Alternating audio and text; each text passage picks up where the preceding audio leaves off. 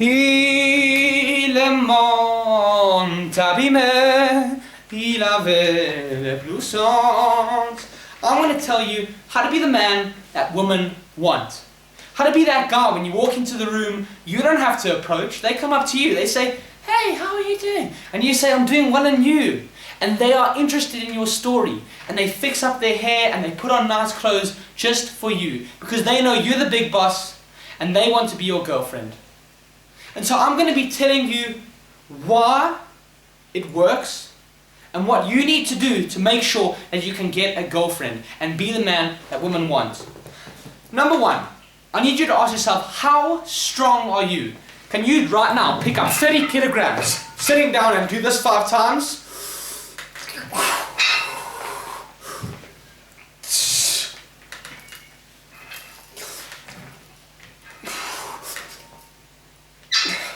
And do that 5 times? You just sit down and say, how heavy can I lift? Am I able to protect? Because in order to understand how to be the man for the woman, you need to get into the woman's psychology. You need to understand that women want to make sure that they will be cared for, that they will be protected, and that their offspring will be cared for. I want you to think about why women will most often stop smoking and give up alcohol when they're giving birth and when they're having a baby. Because they believe that that baby is them, one and the same. And so when they care about themselves, they also care about their offspring. And so you need to hit every single mark to make sure that you signal to that woman that you can protect, that you can provide, and that you can care for them and for her and her offspring. And so number one, as I said, being strong. And you need to sit down. In fact, here you go. Here's a piece of paper. Here, I'm giving you a piece of paper. Grab a piece of paper and a pen and write down. Go with weights, get a can of beans, and see how many arm curls you can do. I've got watches on right now. I can see how many arm curls I can do. 5,000 probably. But you need to find out how strong you are, because as strong as you are is correlated and linked with how good you are as a protector. The only reason when I walk into the community center and the girls speak to me and the girls approach me, the only reason that works is because I'm strong.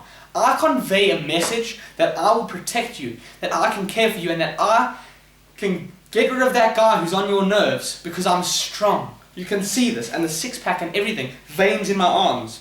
And that's a simple thing that you can do that would signal trust and that you can protect. Most crucial aspect.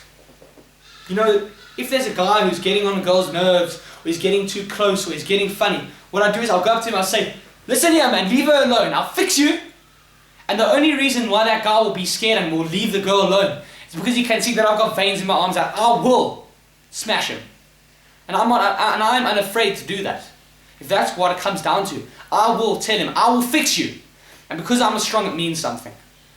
So if you want to have a girlfriend and you want to be the man that women want, you, my friend, have to learn how to show that you can protect.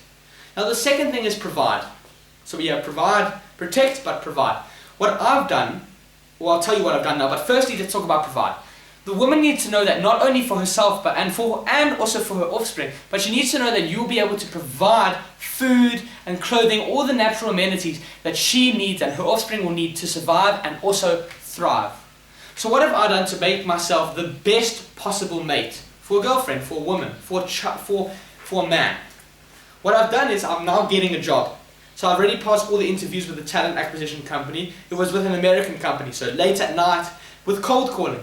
It doesn't matter what you do, whether you're a waiter, whether you're a builder, whether you're cleaning floors, or whether you're doing cold calling, so long as you've got some money in, so that when you've got a girlfriend, you can support her, you can sustain her, and you can provide by having money for food and clothes and holidays and everything. Even if you only earn a couple $100 or $1,000 a month, it's more than enough. So long as you have food and place for rent, she will respect you enough. So I've shown you you need to be able to protect her, strong. Because it sends a message that most people can't convey with words. Then how you need to provide. But the third one is care. And it doesn't mean that you have to sit down with your girl and listen to her over a bowl of oats every single day for 3 hours. You're not her therapist. But there's a certain degree of care that you know, or that she knows rather, that she'll be cared for. And I'm not saying financial or giving clothes. It means that you will accompany her, that you will care for her, that when something's wrong, you will be there, that if something happens with her child, you will be there, that you will step in and you can save the day. And so those are the three most important aspects: protect, provide, and care for. Now here's a few extra other tips. Everything I've just explained to you is the basis. You need to write that down. Number one, protect, provide, care for. Now I'm going to give you some tips so that you can be the man that women want. Firstly, women want a man who's lived a life, who has an experience. Women, today I went into the community centre, I've said before, and the girls were busy chatting and blah blah blah, bickering. I came and they immediately noticed me, and they initiated me. See, the reason I know that I'm becoming a higher value individual and that I am a suitable mate for a girlfriend is because they approached me. Imagine you walking into the building and then they approach you. They say, "How are you doing?" They look at you and they smile at you. And so you don't even have to initiate. How much easier would it be if they did all the work compared to you having to go in and you have to approach and you're a bit fat and you're self-conscious? No. When I walk in, they approached me. And so here's the trick for you. I was speaking to them and they were asking me da-da-da. But I made sure to never say too much. Same thing applies if you're doing a job interview. You never want to say too much. They said, "How are you doing?" I said, "Yeah, living large, enjoying my life." But I didn't tell them everything. I didn't tell them everything about my life and exactly how I train, legs, back, biceps, chest, how I eat. I didn't tell them any of that. I told them the most simple, basic overview of my life, that it's been going well, that I'm getting stronger, etc. And that was it. Because the more you say, the more chance you have to say something wrong, the more chance you have to offend someone, and the more chance you have to make yourself unappealing to the woman. Again, this is how you can be the man that women want. So rather say less and think about what you're going to say. So number one, say less and think about what you're going to say. Number two, think about what you're going to say. Proper planning and preparation prevents piss poor performance. That's what they say in the Navy SEALs. I'm going to repeat it for you one more time. Proper planning and preparation prevents piss poor performance. So if you want to prevent piss poor performance by making yourself look like a clown and a fool when you speak to the girls, by having them laugh at you and look at you in a weird way, make sure that you prepare. Next time you're sitting on the toilet reading a book, put it down and think, what am I going to say when the girl asks me, what am I even doing with my life?